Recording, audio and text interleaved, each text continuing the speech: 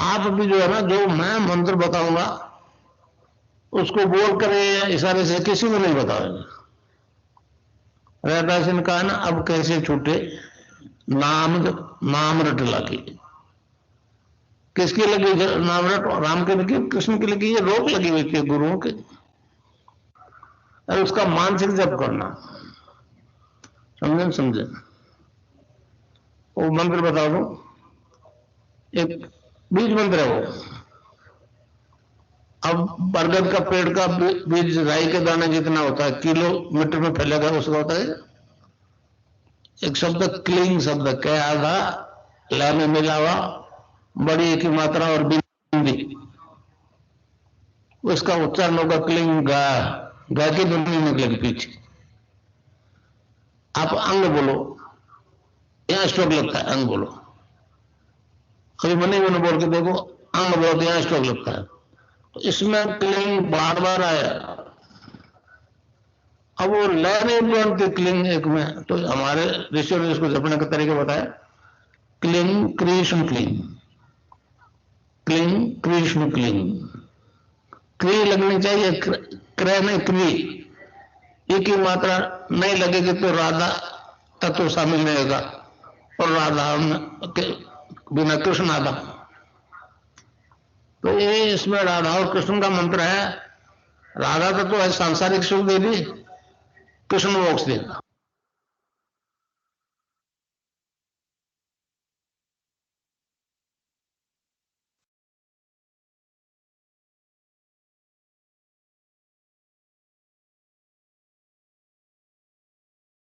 विनोद जी, गुरु भाई से अनुरोध है, कृपया गुरुदेव की दिव्य लेखनी का पाठ करें। जय गुरुदेव।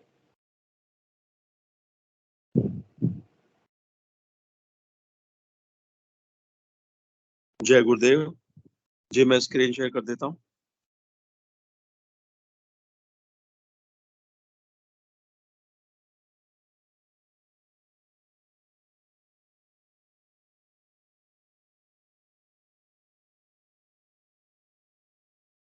जय गुरुदेव, जय दादा गुरुदेव, जय गुरुदेव सभी को। आज की दिव्य लेखनी का शीर्षक है संसार में भारत की भूमिका के संबंध में श्री अरविंद के कथन। 26 जुलाई 1988 को कुछ गुरुदेव ने यह लेख लिखा था।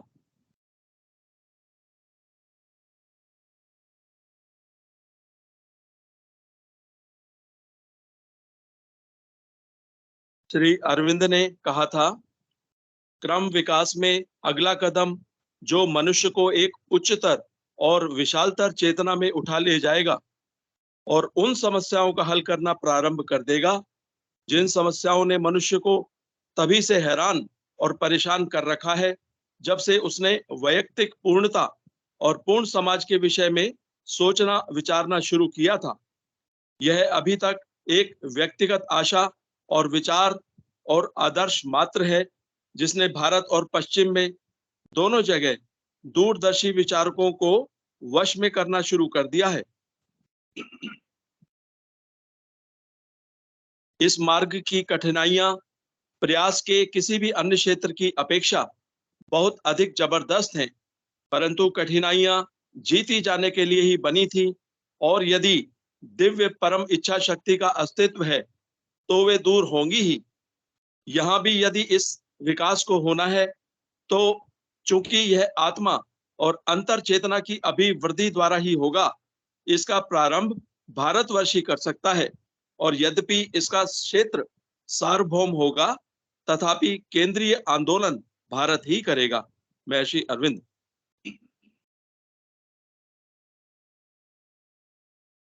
क्रांतिदर्शी श्री अरविंद ने पहले ही उस समय को देख लिया था जब भारत धर्म और कर्म के जगत में संसार का नेतृत्व करेगा। श्री अरविंद ने स्पष्ट कहा है, अगर सब कुछ नष्ट भ्रष्ट हो जाए तो भी मैं उस विनाश के परे नए सृजन की राह देखूंगा। आज संसार में जो कुछ हो रहा है उससे मैं जरा भी नहीं घबराता। मैं जानता था कि घटनाएं ऐसा रूप लेंगी। रही बात बौद्धिक आदर्शवादियों की, मैंने उनकी आशाओं को कभी नहीं स्वीकारा। इसलिए मैं निराश भी नहीं होता। प्राचीन काल में जब भगवान अवतार लेते थे तो साथ ही दैत्य भी आया करते थे जो भगवान का विरोध करते थे। यह रीति सदा से हम देखते हैं कि अपने पूर्ण विनाश तक दैत्यों ने किसी भी युग में भगवान की सत्ता को स्वीकार नहीं किया है। अतः इस युग का अंत भी ठीक वैसे ही होगा। इस संबंध में फ्रांस के प्रसिद्ध भविष्य दृष्टा श्री नास्ट्राडामस ने अपनी पुस्तक सेंचुरीज में भी साफ चित्रण किया है। सागर के नाम अर्थात हिंद महासागर, सागर के नाम वाले उस धर्म हिंदू धर्म की विजय शुरू होगी। एक नियम शून्य खलीफा के निर्णय के विरुद्ध हिंदुओं और ईसाइयों के बीच फंस जाएंगे वे चतुर रक्त लोलुप भ्रमित लोग। कंतरा 86 सेंचुरी 10। मेरे विचार से यह मुसलमानों के अंत की तरफ इशारा है। सेंचुरी 1 के कंतरा 50 की भविष्यवाणी ध्यान देने योग्य है। जिस प्रायद्वीप में 3 समुद्र मिलते हैं वहां बृहस्पतिवार के पुजारी वीर जन्म लेंगे। एशिया में उन्हें रोकने का प्रयास पागलपन होगा। जिन लोगों ने हिंदू संस्कृति को अपने शासन के दौरान नष्ट करने का प्रयास किया उनका अंत करके हिंदू संसार में सनातन धर्म की पताका फहरा देंगे। इस संबंध में सेंचुरी में लिखा है, वह भारतीय नेता यहूदियों की सहायता से रोम और उसके मित्रों की तरफ बढ़ेगा। उनके युद्धपोत लीबिया से आगे बाइबल पढ़ने वालों की मौत की दिशा में बढ़ेंगे। मुसलमान मिस्र को मूर्ति पूजक कहते हैं। सेंचुरी के अनुसार मिस्र और इजराइल तीसरे विश्व युद्ध में भारत का साथ देंगे। सेंचुरी में लिखा है, रूस में साम्यवाद समाप्त हो जाएगा तथा रूस और अमेरिका दोनों भारत से मित्रता कर लेंगे। भारत तीसरे विश्व युद्ध का नेतृत्व करेगा और ये दोनों आज की महाशक्तियां उसका साथ देंगी। इस प्रकार 21वीं सदी में भारत अपने पुरातन स्वर्णिम युग में पुनः प्रवेश कर संसार में शांति स्थापित करेगा।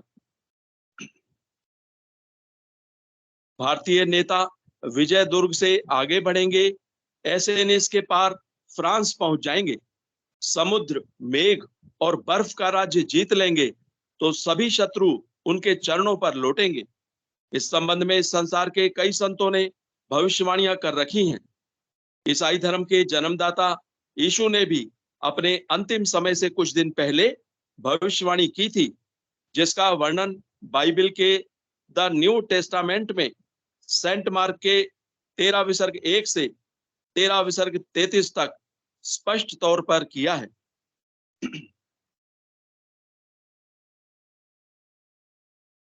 And as he went out of the temple, one of his disciples said unto him, Master, see what manner of stones and what building are here. Number 2.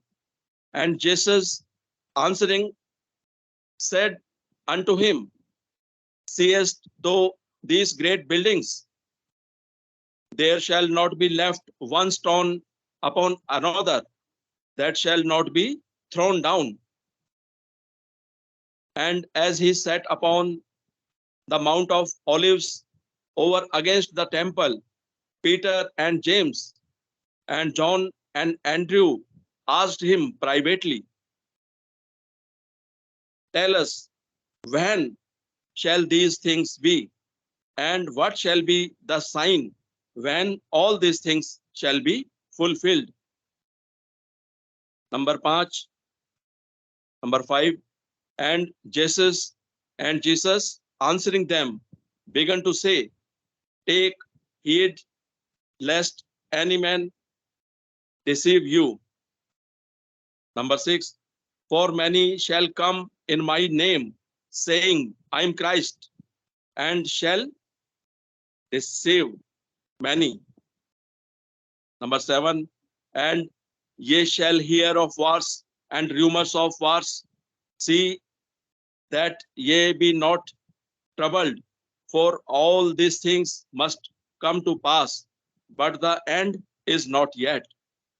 Number 8, for nation shall rise against nation, and kingdom against kingdom, and there shall be famines and pestilences and earthquakes in diverse places. All these are the beginning of sorrows. Number 8, number 9,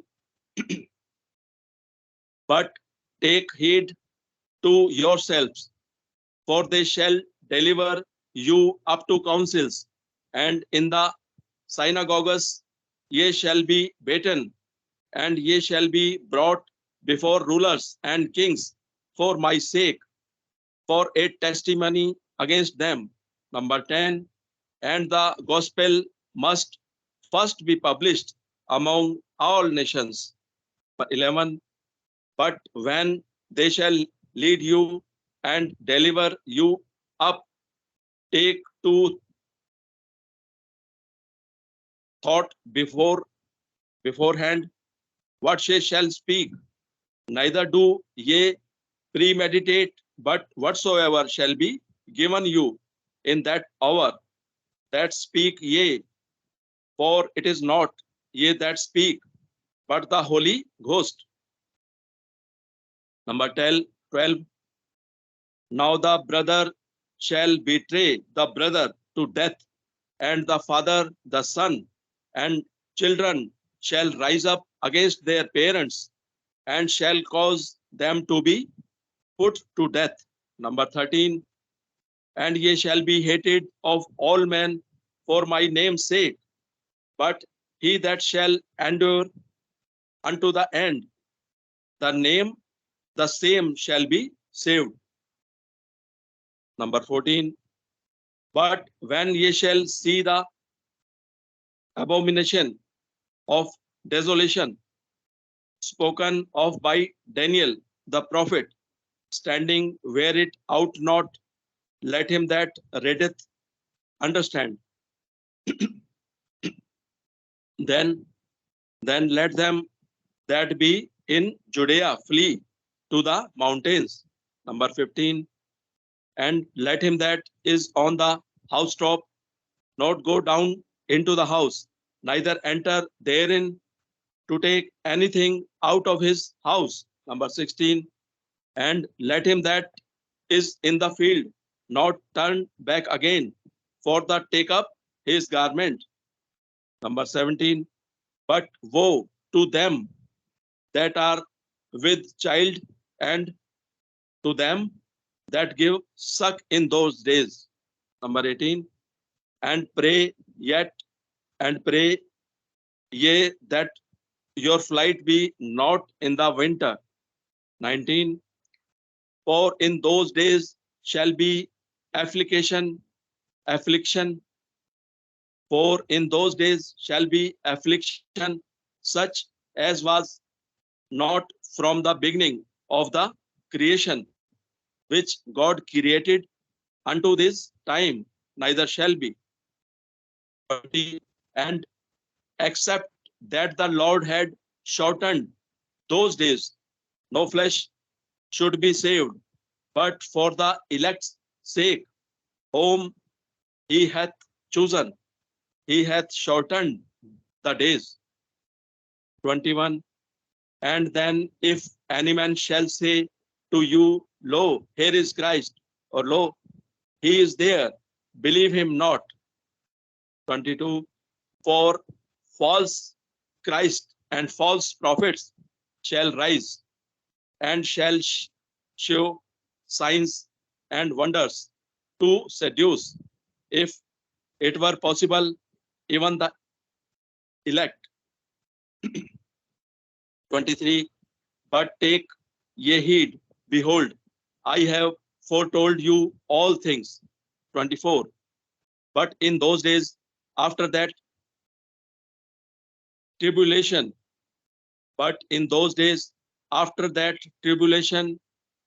the sun shall be darkened, and the moon shall not give her light. 25, and the stars of heaven shall fall, and the powers that are in heaven shall be shaken. 26. And then shall they see the Son of Man coming in the clouds with great power and glory. 27. And then shall he send his angels, and shall gather together his elect from the four winds, from the uttermost part of the earth to the uttermost part of heaven. 28. Now learn a parable. Now learn a parable of the fig tree when her branch is yet tender and putteth forth leaves. Ye know that summer is near. 29. So ye in like manner, when ye shall see these things come to pass, know that it is nigh, even at the doors. 30. Verily I say unto you, verily I say unto you, that this generation shall not pass till all these things be done. 31.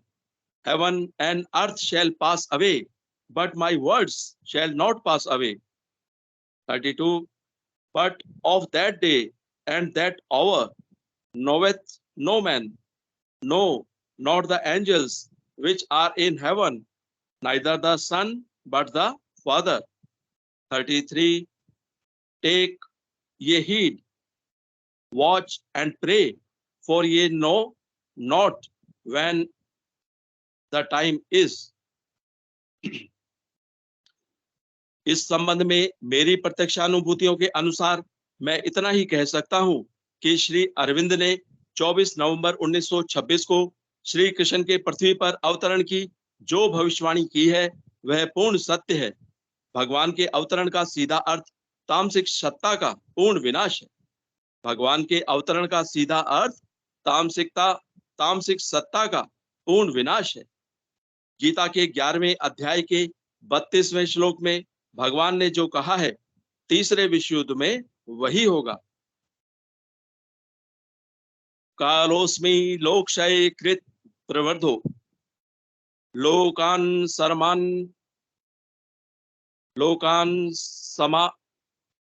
समाहर्तुमितः प्रवृत्ता है। भगवान श्री कृष्ण गीता के 11वें अध्याय के 32वें श्लोक में भगवान ने जो कहा है तीसरे विश्व युद्ध में वही होगा। श्री भगवान बोले, मैं संपूर्ण लोकों का क्षय करने वाला बढ़ा हुआ काल हूं और इस समय मैं इन सब लोगों का संहार करने के लिए यहाँ आया हूं। तुम्हारे प्रतिपक्ष में जो योद्धा लोग खड़े हैं, तुम्हारे प्रतिपक्ष में जो योद्धा लोग खड़े हैं वे सब तुम्हारे युद्ध किए बिना भी नहीं रहेंगे। यदा यदा ही धर्मस्य ग्लानिर्भवति भारतः अभ्युत्थानम् अधर्मस्य तदात्मानं सृजाम्यहम्। 4 विसर्ग 7। परित्राणाय साधूनां विनाशाय च दुष्कृतां धर्म संस्थापनार्थाय संभवामि युगे युगे। 4 विसर्ग 8। भगवान श्री कृष्ण गीता के 4थे अध्याय का 7वां और 8वां श्लोक। अवतार अनादिकाल से हमारी भारत भूमि पर ही होते आए हैं। इस संबंध में यीशु ने भी यह कहते हुए इशारा किया है, for as the lightning cometh out of the east and shineth even unto the west, so shall also the coming of the son of man be. Saint Matthew 24 विसर्ग 27। जय गुरुदेव, जय दादा गुरुदेव, जय गुरुदेव सभी को।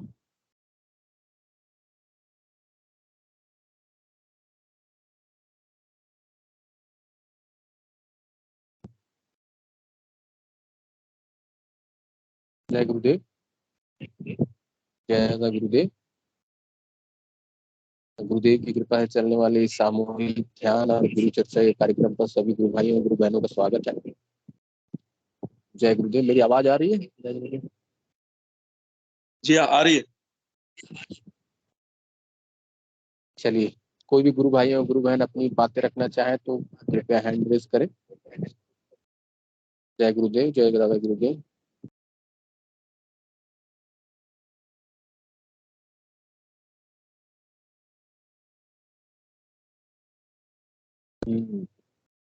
गुरु भाई ने हैंड रेज किया है। गुरु भाई स्वागत है, उत्तम गुरु भाई का स्वागत है। जय गुरुदेव गुरु भाई, अपना माइक और कैमरा ऑन करें, अपनी बातें रखें। जय गुरुदेव। जय श्री वाह, गुरुदेव आप सभी दिव्य आत्माओं को। वंडरफुल। बहुत सुंदर। बैकग्राउंड में जो गुरुदेव का जो फोटो आप सेट किए हैं, अद्भुत। मुझे नहीं पता और था, आज खुद से मतलब बैकग्राउंड का ऑप्शन आया तो मुझे लगा कि चलो फिर आज गुरुदेव का फोटो लगाते हैं बैकग्राउंड में। मुझे पता भी नहीं था कि लैपटॉप में ये सब भी होता है। मैंने पहली बार ये लगाया है। बहुत सुंदर गुरु भाई, बातें रखे अपनी। और ये गुरुदेव की पिक्चर बहुत अच्छी लग रही है फिर दोनों, गुरुदेव और यस। दादा गुरुदेव की। तो मैं तो सबसे पहले सभी सिद्ध योगियों से क्षमा चाहता हूँ, क्योंकि मैं मतलब अभी स्वतंत्र नहीं हूँ। तो मतलब मेरे जैसे ही जज आते हैं तो मैं बंद कर देता हूँ ये लाइव सेशन। और क्योंकि मतलब वो डांटते हैं, बोलते हैं मतलब पढ़ाई लिखाई सबसे जरूरी है, ये मतलब तुम ध्यान करो यहाँ तक सही है। अब तुम मतलब वेट, ग्रुप में जुड़े रहो, तुम बातचीत करते रहो जी। जी जी जी, हाँ, ये ऑन रिकॉर्ड बात है। ऑन इसका रिकॉर्डिंग यूट्यूब पे जाता है, तो आप उससे हट के कुछ बातें बोलिए। जय गुरुदेव। हाँ तो उससे कोई दिक्कत नहीं, मतलब मेरी अध्यात्म में रुचि है, लेकिन मतलब घर वाले जो है ना ये वो मतलब डांटते हैं, लेकिन उससे कोई दिक्कत नहीं है मुझे। मुझे तो मतलब क्योंकि मुझे गुरु का प्यार मिलता है तो अ, मतलब लेकिन उनकी भी एक होती है मेरे प्रति केयरिंग होती है, तो उनका तो बोलना मेरे लिए जायज है हाँ, स्वाभाविक है, नेचुरल जी। है। तो मैं कल मतलब ये नाम जाप के ऊपर बात करने वाला था। जी जी अ, क्योंकि गुरुदेव हमेशा बोलते हैं कि नाम जाप ही चाबी है, और जी नाम जाप से ही व्यक्ति के अंदर परिवर्तन आते हैं, और उनके सही प्रकार के ताप जो आदि दैहिक, आदि भौतिक और आदि दैविक तीनों ताप मिट जाते हैं। जी क्योंकि हर युग के हर युग के साधना जो है ना अलग अलग है। हमारे जो त्रेता युग के थे उसमें मतलब दानव और मानव दोनों अलग अलग लोक में रहते थे। उसके बाद आया द्वापर युग, उसमें क्या हुआ कि उसमें दानव और मानव दोनों एक ही कुल में रहने लगे। उसके बाद ये है कलयुग। कलयुग जो है ना ये एक ही शरीर में दानव और दैत्य, जिसे हम लोग तामसिक शक्ति बोलते हैं, वो दोनों एक ही शरीर के अंदर है। अब हम मंत्र जाप, ये जो है एक संजीवनी मंत्र है। वो मंत्र जाप क्या है? वही एक क्या उसे बोल सकते हैं हम लोग, ये मंत्र जाप एक है, उसे हम जैसे संजीवनी बाण भी कह सकते हैं। ये है कि मतलब हम उस बाण से इस दानव को मार सकते हैं और इसे कम कर सकते हैं। तो हमारे अंदर अगर मानव ये भगवान प्रभावित हो गए तो हमारे अंदर फिर सात्विकता आ जाती है। तो मंत्र जाप इसमें सबसे बड़ी भूमिका होती है। और बिना मंत्र जाप के अगर हम ध्यान भी करते हैं ना, तो देखिए ध्यान क्या है, ध्यान बहुत जरूरी। ध्यान में ये पता चलता है मुझे कि मतलब हमारी साधना कहाँ तक चल रही है। और इसमें अनुभूतियां क्या होता है, अनुभूतियां जो मतलब मुझे जहां तक ये अपने अनुभव से समझ में आया कि अनुभूतियां जो है ना एक लॉलीपॉप है।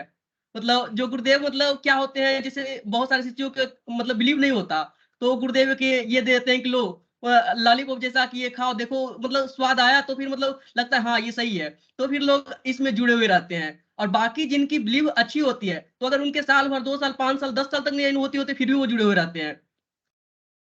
क्योंकि देखते हैं अगर बच्चे ही अगर ज्यादा मतलब थोड़ा सा कोई नट्टी होते हैं, तो उनको मतलब अपने जो पिता होते हैं वो ले जाकर मतलब दुकान से कुछ दिलवा देते हैं। लेकिन जो बच्चे समझदार होते हैं वो उनके पापा बोल देते हैं बेटा ये गलत चीज है, ये नहीं खाते, वो समझ जाते हैं।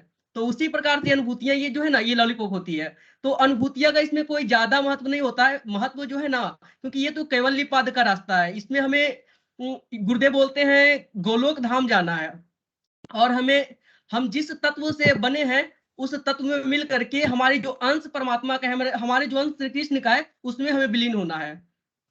उसी का नाम आत्म साक्षात्कार है। तो ये जो भी होगा तो मंत्र के ही द्वारा होगा, और मंत्र जाप इसमें सबसे बड़ी भूमिका निभाती है। तो आप ज्यादा से ज्यादा मंत्र जाप करें, क्योंकि अब बहुत समय कम है।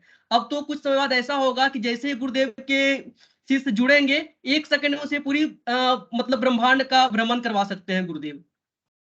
और अब मैं देख रहा हूँ जिस अनुसार से बहुत मतलब ज्यादा लोग गुरुदेव से अभी जुड़ रहे हैं, क्योंकि ये जो है ना युग परिवर्तन हो रहा है, ये स्वर्ण युग में हम लोग प्रवेश कर रहे हैं। बाकी जो अभी अंधकार में है उनके लिए तो वो कलिकाल है, कलयुग है। तो मैं वही सभी गुरु भाई बहन से ही बोलना चाहता हूं कि आप ज्यादा से ज्यादा मंत्र जाप करें, क्योंकि आपके मंत्र जाप से पूरी सृष्टि का कल्याण होगा। सिर्फ आपका ही कल्याण नहीं बल्कि पूरे जीव जंतु का कल्याण होगा। जय बहुत गुरुदेव। सुंदर। जय गुरुदेव। गुरु भाई बहुत सुंदर आपकी बातें हैं। मंत्र जाप अधिक से अधिक करना है। गुरु भाई चल भी गए। जय गुरुदेव। और कोई भी गुरु भाई और गुरु बहन अगर गुरु भाई से कुछ पूछना चाहें, स्वागत है। पंकज गुरु भाई ने हैंड रेज किया। गुरु भाई स्वागत है। जय गुरुदेव। जय गुरुदेव भाई साहब। जय मेरा गुरु। तो थोड़ा निवेदन था कि कल जो शरद गुरु भाई की बात अधूरी रह गई थी, कृपया वो आए और बाकी जो गुरु भाई बहन बोलना चाह रहे थे कल, उनको मौका दिया जाए। जय जी जी जी। जय गुरुदेव। गुरुदेव शरद मैं यहीं दुबे पर जी गुरु। सुन रहा हूँ आपकी बातें। Yes yes. गुरु भाई बोलिए। I think I was done. I think वो जैसे वो एक गुरु बहन को कोई क्वेश्चन अबाउट अजप्पा था, एंड तो मेरा कंक्लूजन तो अजप्पा के बारे में ये है कि अजप्पा means of course continuous, English में बोलते हैं इनवॉलंटरी। नाम जप। तो हाँ, तो 1 महीना। तो मेरा कंक्लूजन तो ये था कि ओल्ड पीपल के लिए 30 days maximum, and young people के लिए 1 to 1 वीक। एंड अब जहाँ तक अजप्पा का सवाल था, मैंने तो बिगिनिंग में 30 डेज जैसे मैं दिन में वॉक करता हूँ, 30 मिनट्स के लिए वॉक करता हूँ, तो I just continue to change in the mind. एक तो 1 वे था। सेकंड था कि सपोज करो जैसे अपनी वाइफ को लेकर गाड़ी में, तो she doesn't want me to shop, so she shops herself. तो I stay in the parking lot. तो जब पार्किंग लॉट बैठा हूँ तो मैं उसमें मन में जाप करता रहता था। टीवी देख रहे हो तो मन में जाप करो। अच्छा, लेडीज़ के लिए कहा था, वो जो गुरु बहन कह रही थी ना कि उनका 13 ईयर्स हो गया। I thought that is impossible, क्योंकि ये जो प्रारंभ करते हैं तो वो तो नाम जब से करते हैं। सो मैं कह रहा था कि जैसे कि she should check with that, क्योंकि क्या है कई बार अजप्पा का डेफिनेशन बहुत डिफिकल्ट है। एंड सो मैंने एक तरीका नोट करा कि करीब 1.5 या 2 महीने लगते हैं इसके अंदर, कि जैसे कि मैंने कहा कान बंद कर लो ऐसे।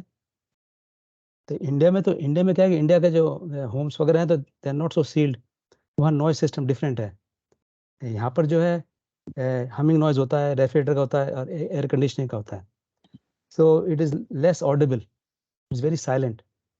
सो मैंने कहा था कि वो but you can hear it when you close your ears like this way, then you can definitely hear that buzzing sound and cricket sound.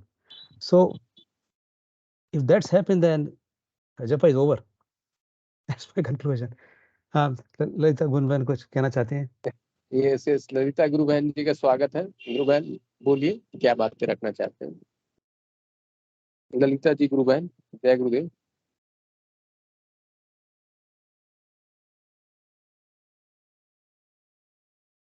Lalita ji गुरु बहन। ये गलती से हो गया गुरु भाई, सॉरी। ओके।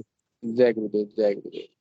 कच्छप भाटी जी गुरु भाई कुछ अगर बोलना चाहते हैं तो स्वागत है।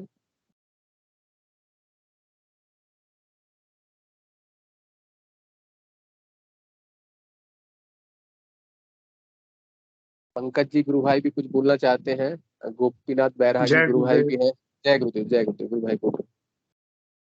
जी। भाई साहब, कल जो हमारा विषय चल रहा था, मैं एक बार सभी को बता दूं कि शरद गुरु भाई ने एक छोटा सा जिज्ञासा रखी थी कि इस योग में किस तरह हम ईश्वर प्राप्ति, आत्म साक्षात्कार की तरफ बढ़ते हैं, और क्या ये बीमारियों से या नशे से या सिद्धियों तक सीमित रह जाता है? यदि ऐसा है तो बताइए कि मैं किस स्थिति में हूँ, मतलब मेरी आध्यात्मिक यात्रा कहाँ पे तक पहुंची है। ये गुरु भाई का एक प्रश्न था कल। हालांकि कल हमने काफी इस पे चर्चा की थी, लेकिन क्योंकि समय हो गया था तो गुरु भाई से निवेदन किया था आ जाने के लिए। वैसे गुरुदेव ने जो मोटी मोटी बातें की है वो हमने रखी। और एक बात मैं फिर से ये कहूंगा कि गुरुदेव की स्पीच में बार बार आता है कि आपने जहां भी पिछले जन्म में यात्रा अपनी छोड़ी है वहां से आगे की यात्रा शुरू होती है। तो इस सिद्धि योग में कुछ भी इस तरह नहीं है कि कोई बाहर वाला आपको बता सके।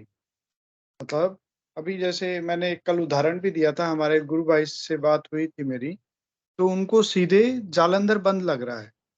मतलब उनको तो बताना नहीं आ रहा था, पर वो कह रहे थे कि ठुड्डी छाती पे चिपक रही है मेरी। जैसे ही शुरू करता हूँ ध्यान, ठुड्डी जो है छाती पे चिपक जाती है। तो जो गुरुदेव बताते हैं कि ये गड्ढे में कंठकूप में धस जाता है। तो जहां तक पिछले जन्म में आपकी आराधना है वहां से आगे बढ़ती आराधना हमारी, जहां पीछे छोड़ा था। और गीता में का रेफरेंस भी देते हैं गुरुदेव इसी बारे में। तो कौन गुरु भाई कहाँ पे अभी उनकी यात्रा कहाँ चल रही है, ये सिर्फ गुरुदेव को पता है। दूसरा, उसको कितना समय लगेगा, इस बारे में गुरुदेव ने एक उदाहरण दिया है बहुत अच्छा, राजा जनक का। कि राजा जनक को तत्व ज्ञान की इच्छा हुई तो सभी को बुला लिया और फिर अष्टावक्र जी भी आ गए। तो उन्होंने पूछा, भाई कितना समय लगेगा, अष्टावक्र से पूछा। तो अष्टावक्र जी ने जवाब दिया, राजा ने क्षण नहीं लगेगा, बस तेरा अहंकार खत्म हो जाएगा। तो ये जो तत्व है ये उसी अहंकार को रिप्लेस करता है।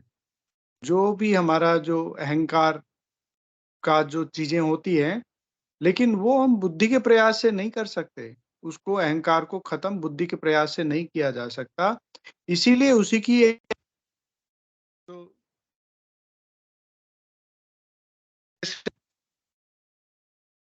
जैसे जैसे हम आराधना में आगे बढ़ते हैं और जैसे जैसे हमें अलग अलग तरह के अनुभव होते हैं इस आराधना में बाहर के भी अनुभव होंगे और आंतरिक अनुभव भी होते हैं। तो ये बड़े सूक्ष्म जगत के भी अनुभव होते हैं। जैसे हमारे कल परसों भूपेंद्र जी गुरु भाई आए थे, उन्होंने भी बड़ी सूक्ष्म जगत की अपनी बातें बताई थी। और भी जो सेशन में आते हैं, जो चीजें कुछ ऐसी होती हैं जिनको आप स्वयं ही अनुभव कर सकते हो और उसी आपके अनुभव से आपको ही वो उसमें तरक्की मिलती है। बाहर वाले को उसका हम बता के भी उसको समझा नहीं पाते हैं। परंतु बाह्य जगत के अनुभव कैसे होते हैं? जैसे मतलब कोई आपका सफलता मिली आपको जीवन में, या कोई आप नाम जो आपको नाद सुनाई दे रहा है, जो हम काउंट कर सकते हैं, जिनको हम वैलिडेट कर सकते हैं, वो अनुभव भी होते हैं हमारे। तो किसी गुरु भाई का माइक, मैं राजेश मेवाड़ा जी गुरु बहन का माइक म्यूट कर रहा हूँ।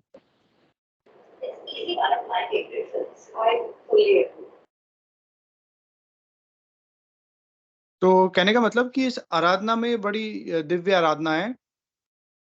कौन सा क्षण आपको किस मतलब किस भाव में लेके चला जाए, ये हम बार बार कहते हैं कि भाव प्रधान आराधना है ये। तो हम ये भावों के स्तर में भी हमारे विकास होता है इसमें। ये आपको विजिबल होता है, मतलब आपको लगता है, आपको पता लगता है कि पहले मेरे साथ कैसे भाव आते थे मेरे मन में और अब कैसे आ रहे हैं। तो उसमें भी हमें मतलब अ, एक महाभाव की तरफ हम बढ़ते रहते हैं शनय शनय। जो नाम जप की और जो चर्चा चल रही थी, उसके बारे में मैं सिर्फ इतना कहूँगा कि अगर हमें वास्तव में ये विश्वास हो जाए कि ये कल्कि है और ये मेरे गुरुदेव हैं और ये मुझे सहस्रार तक ले जाने में पूर्ण सक्षम है, बस मेरी ही कमी है, तो वो नाम जप एक क्षण नहीं रुकता है। लेकिन ये भाव हमारा क्षणिक आता है। मतलब अ, इसको अगर भौतिक जगत के किसी उदाहरण से मैं अगर कंपेयर करूँ, तो जैसे आपके घर में कोई आपके नियर डियर बीमार हैं और उनके लिए दवाई लेके आनी है, तो आपके लिए उस दवाई से ज़्यादा ज़रूरी कुछ और नज़र नहीं आएगा, क्योंकि वो सबसे ज़्यादा महत्वपूर्ण है आपके लिए।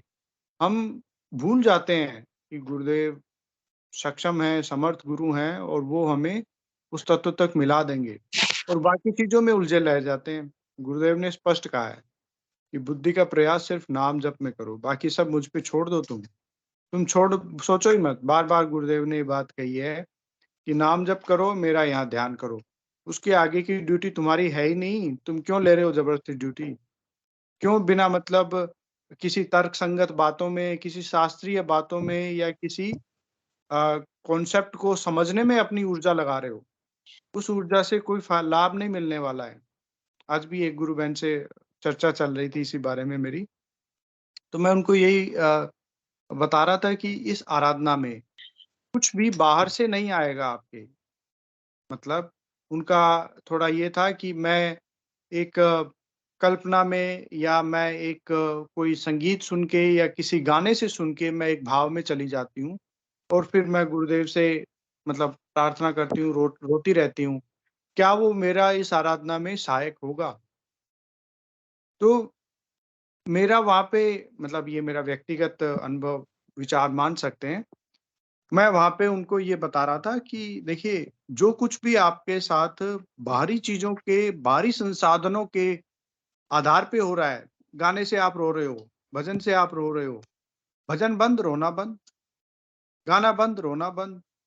तो जो आप बाहरी संसाधनों से निर्भर होके हम ये जो आराधना कर रहे हैं, ये हम बुद्धि का प्रयास जो लगा रहे हैं, ये मतलब इसके बजाय हम जो गुरुदेव ने कहा है कि नाम जप करो, जब नाम जप से वृत्तियाँ बदल जाती हैं, तो आपके भाव भी बदलते हैं, आपका समर्पण भी बदलता है।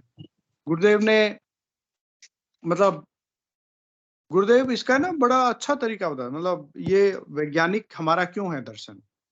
गुरुदेव सिद्धियोग, गुरु सियाग सिद्धियोग वैज्ञानिक क्यों है? क्योंकि इसमें आपको सिर्फ स्टेप पे चलना है और जो बताया है उसी स्टेप को फॉलो करते रहो, प्रोसेस ओरिएंटेड आराधना है।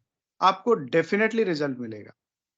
गुरुदेव कहते हैं कि ये अष्टांग योग है, इसमें 8 अंग हैं, यम, नियम, आसन, प्रत्याहार, प्राणायाम, धारणा, ध्यान और समाधि। तो शुरू के जो 5 हैं, यम, नियम, आसन, प्राणायाम, प्रत्याहार, वो ठोस हैं, वो आपके कुंडलिनी जागृत होते ही अपने आप हो जाते हैं आपके साथ। उसके लिए कोई विशेष प्रयास करने की आवश्यकता नहीं है। दूसरा कहते हैं धारणा, ध्यान और समाधि। धारणा जब तक गहरी नहीं होगी, ध्यान गहरा नहीं लगेगा, ध्यान समाधि में नहीं जाएगा। धारणा पक्की कैसे होगी? गुरुदेव कहते हैं बातों से नहीं होती। कथा प्रवचन का विषय है ही नहीं ये। मैं आपको कितनी भी कथाएं सुनाऊं, उससे आप में धारणा का मतलब विश्वास, तो आप में वो विश्वास नहीं आएगा। कब आएगा विश्वास? गुरुदेव ने कहता है जब आप में कुछ होगा, कुछ बदलाव आएगा, वृत्तियों में बदलाव आएगा, आपकी कोई बीमारी ठीक होगी, आपके साथ ऑटोमेटिक योग होगा, आपकी खेचरी मुद्रा लगेगी, तब आपको या आपको नाद सुनाई देगा, तब आपको लगेगा मामला कुछ गड़बड़ तो है। तब हम इस आराधना के प्रति सीरियस होते हैं और फिर हमारा ध्यान स्थिर होने लग जाता है। क्योंकि हमारा वो हम फिर धारणा पक्की हो गई, ध्यान गहरा हो जाएगा और फिर जैसे ही ध्यान गहरा हुआ समाधि में चला जाएगा। तो इस तरह ये अष्टांग योग है जो एक क्रियात्मक है पूरी तरह। साधक को सिर्फ एक ही काम है हमारा कि नाम जप करना है। वो भी मतलब गुरुदेव कहते हैं कि उसको भी याद रख के अगर आप 10-15 दिन लगातार याद रख के जप लो, 10-15 दिन में 5-7 दफा देख लो कि चल रहा है कि नहीं चल रहा है। उसके कोई भी तरह का हम मतलब हम बहुत सारे पैटर्न हम इस सेशन में डिस्कस करते रहते हैं कि नाम जप को हम किस-किस तरह और सघन करें। तो उनमें से मतलब आपके सूटेबल जो भी आपको लगे कि आप कैसे उसको बढ़ा सकते हो, बुद्धि का प्रयास कीजिए वहाँ पे कि आपका नाम जप कैसे हो। अलार्म लगा के करना चाह रहे हो, मोबाइल की धुन लगा लो, मोबाइल का रिंगटोन लगा लो, जैसे ही फ़ोन आएगा आपको लगेगा उसपे गुरुदेव का वो स्पीच लगा दो कि नाम जप 24 घंटे और जैसे ही आपको फ़ोन आएगा वो यही बोलेगा, नाम जप 24 घंटे। तो आपको याद आएगा हाँ, नाम जप करना है। या गुरुदेव की फ़ोटो लगा लो घर पे पूरे, तो वो अलग-अलग हमारे अ, तरीके हैं, तो उसमें हम नाम जप को सघन करना है। बड़ी सरल आराधना है गुरु भाई। शायद कल हम इस बात पे चर्चा कर चुके हैं कि इसमें बीमारी ठीक होना, नशा छूट जाना, आनंद आना, सिद्धियाँ मिलना, एकाग्रता बढ़ जाना, ये सब इसके बाई प्रोडक्ट हैं। इसका उद्देश्य ये है ही नहीं। इस आराधना का उद्देश्य क्या है? मोक्ष, आत्म साक्षात्कार, द्वैत से अद्वैत में जाना। गुरुदेव कह रहे हैं कि तू और मैं अलग है ही नहीं, हम दोनों एक ही हैं। गुरुदेव कहते हैं ना स्पीच में कि जब तक कुंडलिनी सहस्रार में लय नहीं होती, अब मतलब आदमी सोचता है कि भगवान के दर्शन होंगे। जब यहाँ वो लय हो जाती है तब पता लगता है कि मैं ही मैं हूँ, सब जगह मैं हूँ, मेरे अलावा कुछ है ही नहीं। तो ये हमारा शब्द ब्रह्म से पर ब्रह्म प्राप्ति का सिद्धांत है। एक गुरुदेव की एक लेखनी है, दिव्य लेखनी, उसमें गुरुदेव ने बताया कि सृष्टि की उत्पत्ति कैसे हुई है। सबसे पहले शब्द था, वो उतरता उतरता नीचे आके इस रूप में, आप में और मेरे रूप में बैठ गया। अब इसको उल्टा कर दो प्रोसेस को, तो ये प्रूवन कॉन्सेप्ट है। शब्द ब्रह्म से पर ब्रह्म की प्राप्ति का एक प्रूवन सिद्धांत है। तो जैसे हम उस शब्द के सहारे ऊपर बढ़ते हैं, उस पर ब्रह्म में समाहित हो जाएंगे। गुरुदेव कहते हैं ना, जिसका नाम जप रहे हो उसी में समा जाओगे, वही बन जाओगे। तो अब इसमें जो मतलब जो ये बाकी चीजें हैं, ये क्यों होती हैं? क्योंकि वो होना जरूरी है। गुरुदेव कहते हैं कि इस आराधना में आपको समाधि, जैसे कल भी बात हो रही थी कि समाधि के लगे बिना प्रकृति का रहस्य क्लियर नहीं होगा, मतलब आपका आत्म साक्षात्कार नहीं होगा समाधि लगे बिना। समाधि लगने के लिए क्या कंडीशन है? पूर्ण रोग मुक्ति। शरीर का पूरी तरह निरोग होना बहुत जरूरी है। उसको पूर्ण रोग मुक्त करने के लिए कुंडलिनी शक्ति क्या करती है?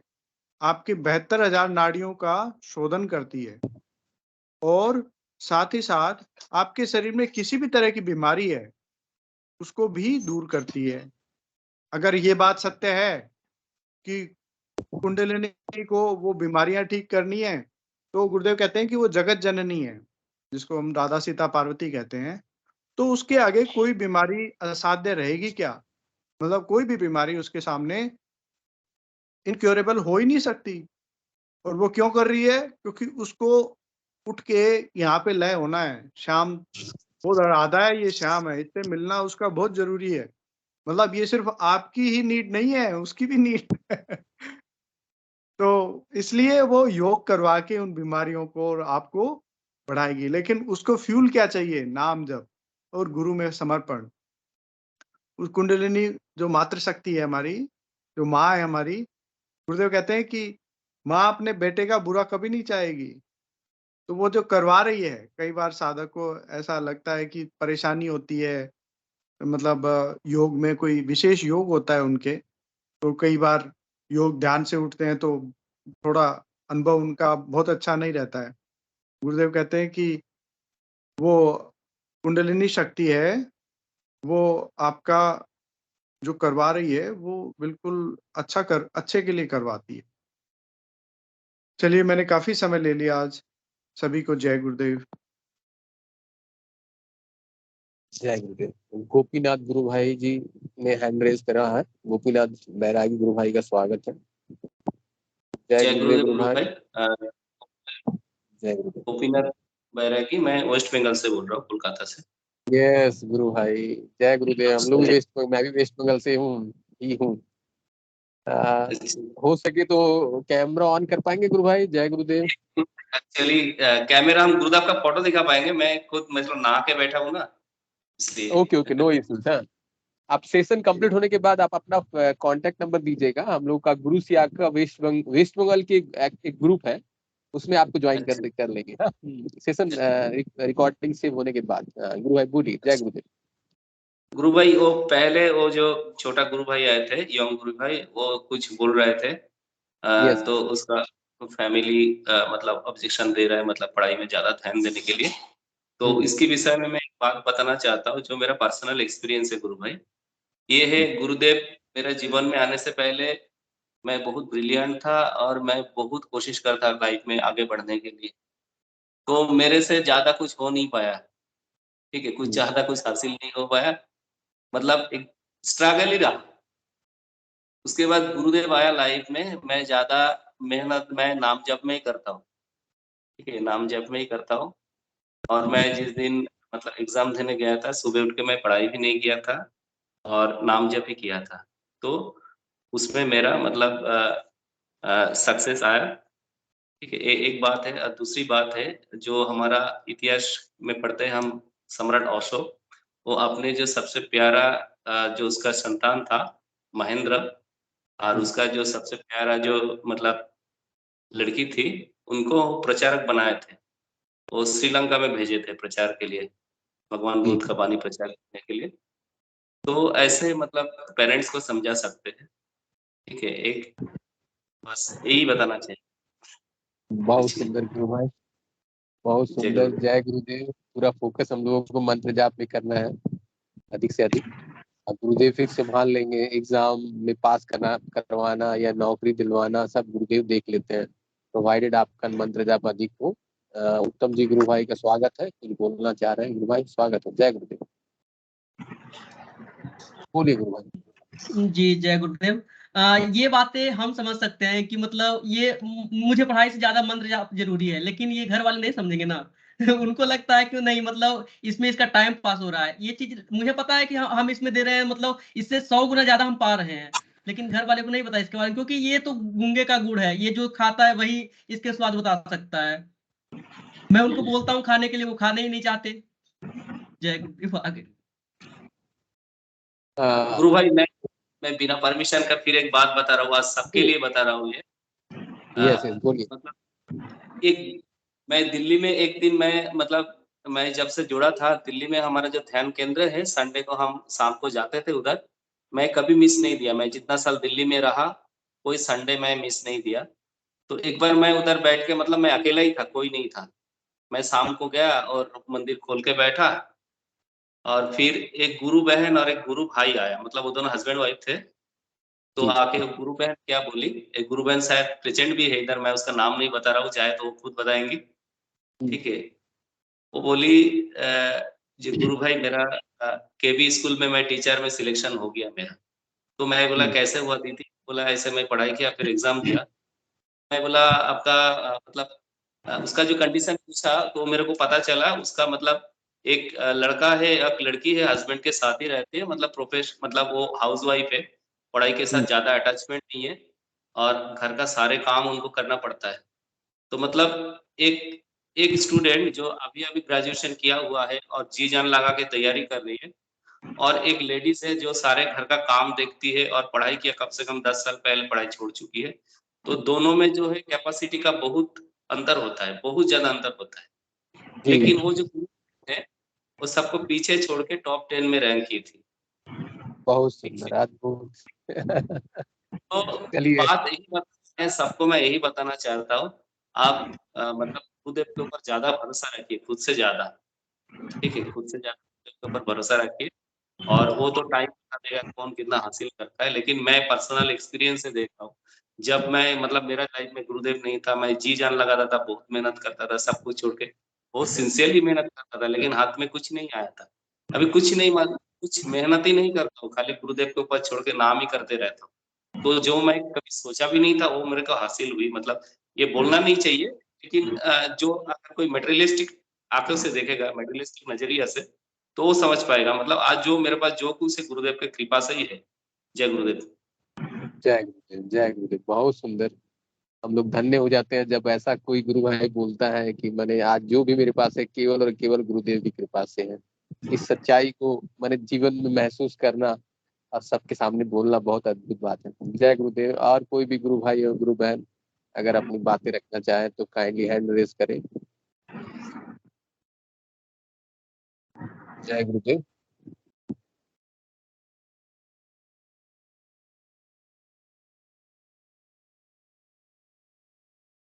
जय गुरुदेव। कोई भी गुरु भाई और गुरु बहन अपनी बातें रखना चाहे तो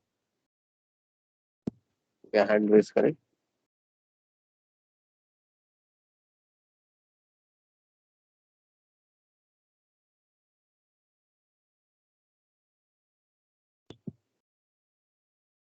जय गुरुदेव। कोई नए गुरु भाई और गुरु बहन अपनी बातें रखना चाहे तो स्वागत है।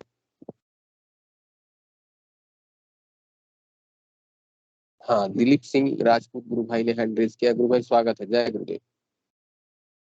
जय गुरुदेव गुरु।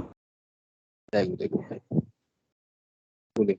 जी मैं ये जानना चाह रहा था कि कोई गंगापुर से, मैं तो करौली से हूँ, कोई और भी है क्या गंगापुर साइड से गुरु भाई? क्योंकि अभी अब मेरे गांव में मैं एक घर में बैठा हुआ हूँ, तो मैंने बताया गुरुदेव के बारे में। तो ऐसा बोल रहे हैं कि गंगापुर के पास में कोई गांव है, वहाँ ये सिद्ध योग करने से 2-3 आदमी पागल हो गए।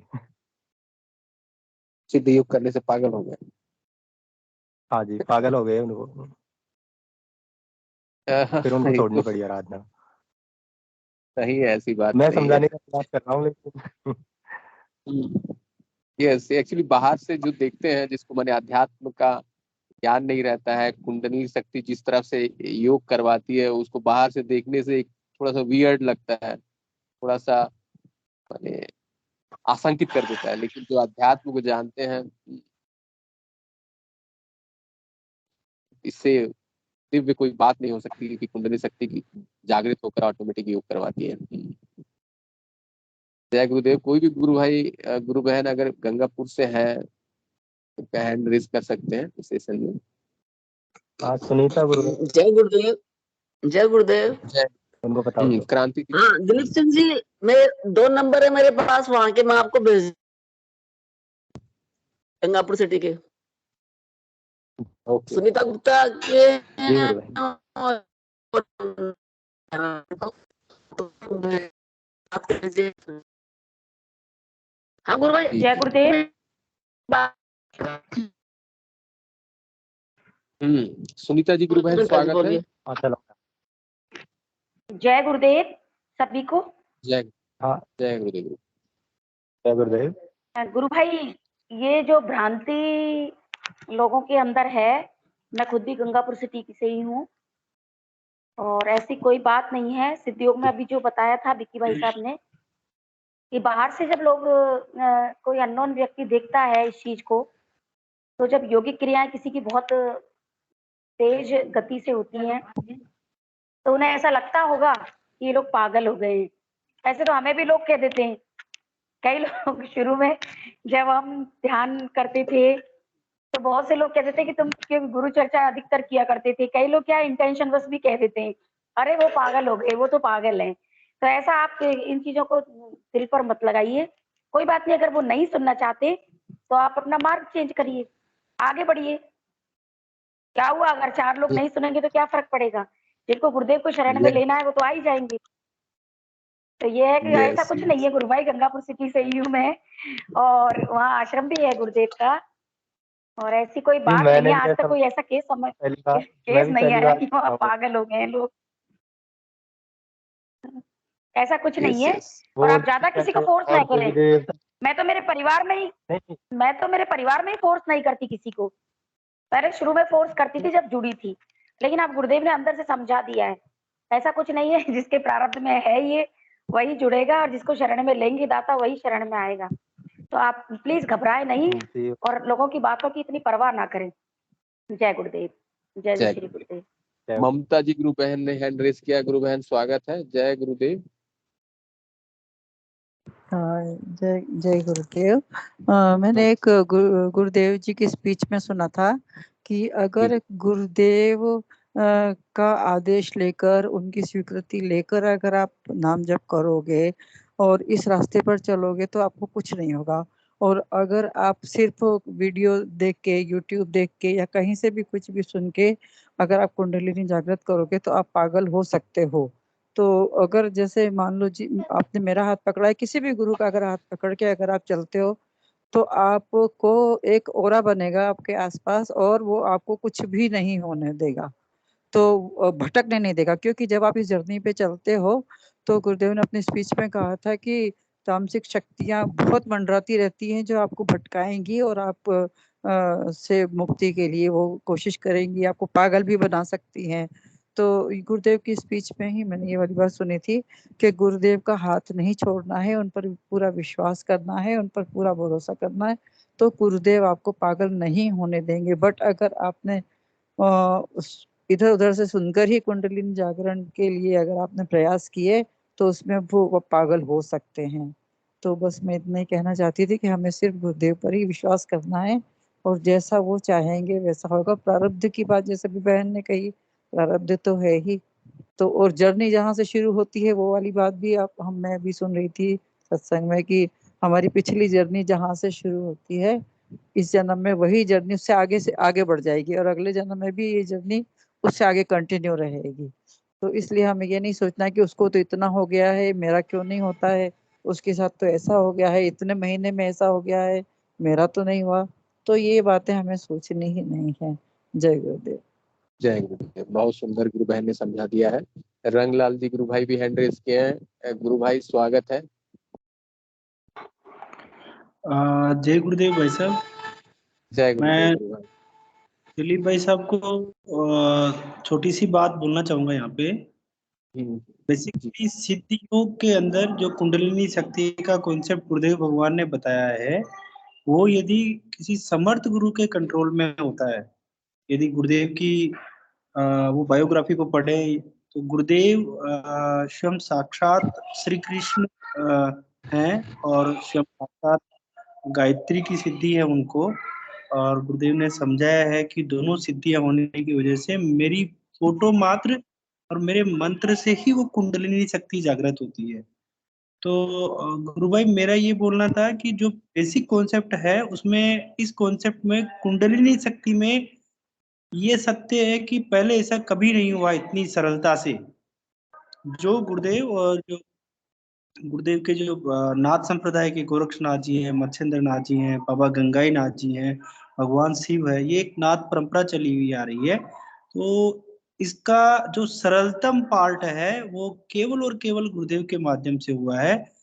गुरुदेव ने इवन अपनी स्पीच में बोला है कि राम की फोटो से ध्यान नहीं लगता है, कृष्ण की फोटो से ध्यान नहीं लगता है, बट मेरी फोटो से ध्यान लगता है। तो गुरु भाई मुझे ये समझ आता है कि इनकी जो फोटो है ना, इनकी जो अपन बोल रहे हैं, जो कुंडलिनी ये बोल रहे हैं, इनकी जो शुरुआत है ना गुरु भाई वो कुंडलिनी शक्ति से ही होती है।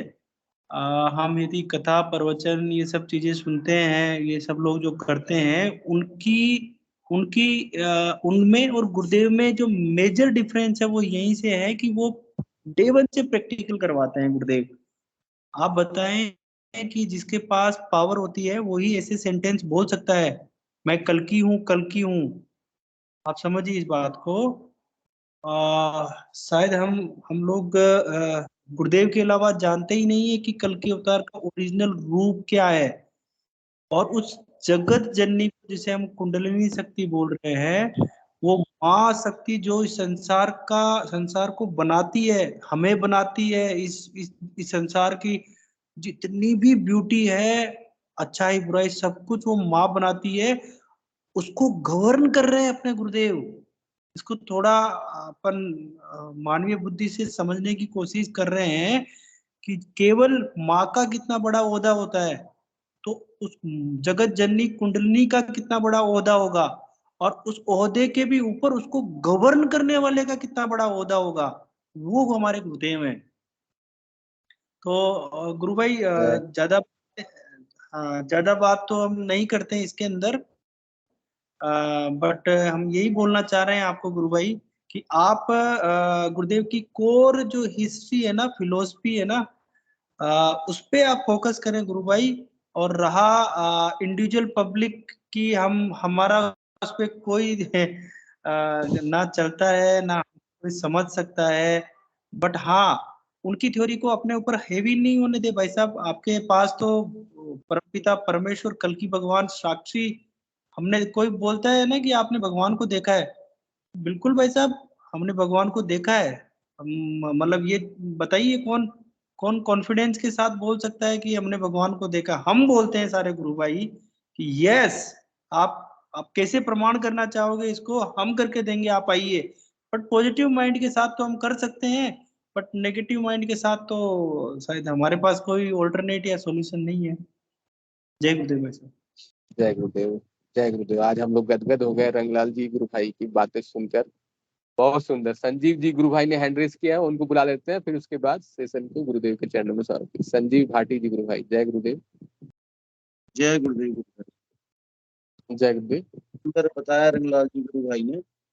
अभी गुरुदेव की एक बात मेरे को याद आ गई, गुरुदेव स्पीच में ही बोलते हैं कि भाई जो जिसको योग हो रहा है उससे पूछो कि उसको कितना आनंद आ रहा है। बाहरी व्यक्ति जो देख रहा है, जो दूर से देखने वाला है, वो उसको ऐसे लगेगा कि भाई पागल हो गया, क्या तकलीफ इसको हो रही है। लेकिन जिसको ये योगिक क्रियाएं हो रही हैं उससे बात करो तो मतलब हम सब लोग कर ही रहे हैं, तो कितना इसमें आनंद है। मतलब इसको तो अनिर्वचनीय आनंद है, इसको बोल करके बता ही नहीं सकते हैं। और दूसरा, गुरुदेव ने इसका बिल्कुल कंक्लूड किया है कि मैं गुरु तो समर्पण चाहता है केवल आपसे।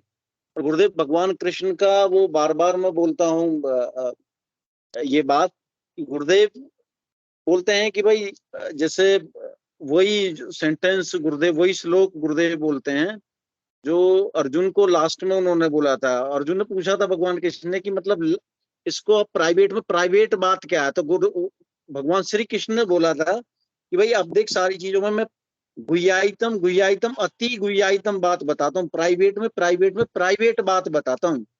तो उस श्लोक को कोट करके गुरुदेव बोलते हैं कि भाई क्या है वो प्राइवेट में प्राइवेट बात, वो है सर्वधर्मान परित्यज्य मामेकम शरणम व्रज अहम त्वाम सर्वपापेभ्यो मोक्षयिष्यामि मा शुचः। सब कुछ छोड़ छाड़ करके एकमात्र मेरी शरण में आ जा। जैसा गुरुदेव ने जो डायरेक्शन दिए हैं, 2 टाइम ध्यान करो, नाम जप करो, और बाकी दुनिया क्या बोल रही है भाड़ में जाए सब दुनिया। वो भगवान है, वो आपको हमारे जो गुरुदेव है, सर्व समर्थ जो गुरु हैं, ऐसे बहुत कम होते हैं कि सर्व समर्थ, और वो स्वयं जो ईश्वर है, जो भगवान कृष्ण है, वो गुरुदेव के रूप में अवतरित हो गए हैं। तो हम सब बहुत सौभाग्यशाली हैं पूरे। अच्छा, विश्वास का कल्पना का विषय नहीं है बिल्कुल भी। गुरुदेव ने बोला यह कल्पना करना तो शेख चिल्ली का काम है। तो इसमें तो आप ध्यान करने बैठो, आप बस ध्यान करने, आप देखो कि कुंडली शक्ति योग करवा रही है और गुरुदेव के नियंत्रण में योगिक क्रियाएं हो रही हैं। इसमें बिल्कुल कल्पना करने की कोई गुंजाइश नहीं है। और गुरुदेव की पूरी फिलॉसफी को जब आप देखेंगे तो पूरा का पूरा प्रैक्टिकल गुरुदेव के नियंत्रण में कुंडलिनी शक्ति है। इसमें कोई ना तो ये पागलपन है ना कुछ है। बिल्कुल गुरुदेव ये बोलते हैं कि भाई ये ऐसा विज्ञान है जो मेरे माध्यम से पहली बार प्रकट हो रहा है। गुरुदेव के माध्यम से ये इस कलयुग में प्रकट होना था, तो गुरुदेव के माध्यम से प्रकट हो रहा है। अब भी अगर हम इधर उधर भटक जाएंगे तो हमसे बड़ा कोई अभागा होगा नहीं। हालांकि गुरुदेव भटकने नहीं देंगे। बस गुरु भाई, जय गुरुदेव, इतना ही मुझे बोलना है। बहुत सुंदर गुरु भाई, जय गुरुदेव। चलिए, हिंगू जी सेशन का भी समय हो चला है। हिंगू जी गुरु भाई से अनुरोध है, कृपया मंच पर आए, सेशन को गुरुदेव के चरणों में समर्पित करें। जय गुरुदेव सभी को। गुरुदेव की दिव्य चेतना सभी में सिद्ध हो, जगत व्यापी हो और जगत के कल्याण के लिए हो। जय गुरुदेव सभी को, बहुत बहुत जय गुरुदेव। बोलो कल की अवतार की जय हो, जय हो, बहुत बहुत जय गुरुदेव। जय गुरुदेव भगवान, जय गुरुदेव भगवान, जय गुरुदेव भगवान, जय गुरुदेव, जय गुरुदेव जी। जय गुरुदेव। जय गुरुदेव।